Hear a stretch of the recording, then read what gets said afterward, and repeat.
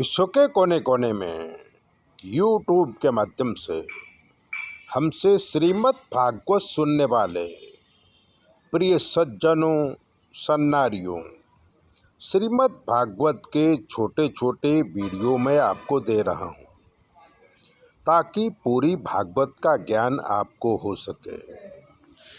व्यासपीठ पर बैठकर बहुत सारे वक्ता भागवत की मूल कथा न करके इधर उधर की बातें करके 7 दिन पूरे हो जाते हैं। बाल लीला या गोपी गीत इस पे खास वो महत्व देते हैं, लेकिन इन वीडियो के माध्यम से मैं आपको पूरी कथा सुनाऊंगा। बाहर की कोई भी बातें मैं करूंगा नहीं, इसलिए चैनल को सब्सक्राइबर करिए, लाइक करिए, घंटी भी दबाइए, दूसरों को भी भेजिए और पूरी भागवत कथा सुनिए। आज जो मैं बात करूंगा वो उद्धव जी गोकुल में आए विद्या अभ्यास करके। कृष्ण मथुरा आए, मथुरावासी और वसुदेव देवकी उनका स्वागत किया। कृष्ण अब बालक नहीं थे, वो राजकाज में हिस्सा लेने लगे और नाना उग्रसेन को मदद करने लगे।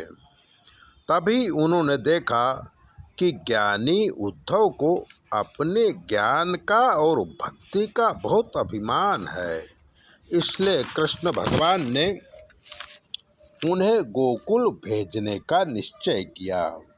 राजकाज से निपटने के बाद जब कृष्ण अकेले पड़ते तो राधा सहित सभी गोपियों को याद करते। यशोदा और नंद बाबा को एकांत में याद करके रो लेते थे।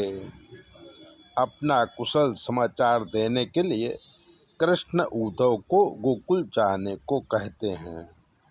भगवान की आज्ञा से उद्धव सोने के रथ में विराजमान होके गोकुल जाने लगे। रास्ते में सोच रहे थे कि अज्ञानी गोपी और गोपियों को कृष्ण की भक्ति सिखाऊंगा और उन्हें ज्ञानी बना दूंगा। ऐसा सोचते सोचते उद्धव जी गोकुल पहुँचे। रास्ते में ग्वाल बाल बैठे थे। सोने का रथ देखकर वो डर गए कि कोई राजा गोकुल में आक्रमण करने तो नहीं आया, इसलिए दौड़ते हुए उद्धव के पास आए और पूछा कि आप कौन हो और गोकुल में किस प्रयोजन से आए हो। उद्धव ने कहा कि मैं मथुरा से आया हूँ, मेरा नाम उद्धव है। नंद बाबा और मैया यशोदा को कृष्ण ने याद किया है और कुशल समाचार भेजा है। ग्वाल बाल खुश हो गए और उद्धव जी को लेकर नंद बाबा के घर पहुँचे। घर में सोने का रथ देख नंद बाबा ने सोचा कि कहीं कृष्ण तो नहीं आया। ये सोचकर वो मूर्छित हो गए। यशोदा माँ दौड़ती आई और कृष्ण को याद करते हुए आंखों से आंसू बहाने लगे। उद्धव ने कहा, चिंता करने की कोई बात नहीं है। कृष्ण बलदेव शिक्षा पूरी कर मथुरा आए हैं। अपने आप को याद आ रही थी, इसलिए मुझे समाचार लेने भेजा है। वैसे तो खुद आने वाले थे, पर राजकाज में व्यस्त होने से नहीं आ सके। आपको प्रणाम भेजा है, सबका कुशल समाचार पूछा है। नंद बाबा और यशोदा उद्धव जी का स्वागत किया और कृष्ण लीला की चर्चा करने लगे। रात कब बीत गई पता ही नहीं चला। सुबह होते ही उद्धव जी यमुना स्नान करने के लिए गए। सारी गोपियों को पता चला कि बाबा के यहाँ सोने का रथ आया है। कौतूहल बस सारी गोपियाँ रथ में कौन आया है जानने के लिए नंद बाबा के घर आईं और कृष्ण का समाचार जाना। उद्धव जी स्नान करके आए तो सारी गोपियाँ कृष्ण के विषय में पूछने लगी। राधा जी एक कोने में बैठकर कृष्ण को याद कर आंखों से आंसू बहा रही थी। उद्धव जी ने राधा के अविचल प्रेम को सुना था, तो उद्धव जी ने राधा के पास आकर बोले कि तुम्हें कृष्ण का संदेशा देने आया हूँ, कुछ पूछो तो सही। राधा जी ने कहा, किस कृष्ण की बात करते हो?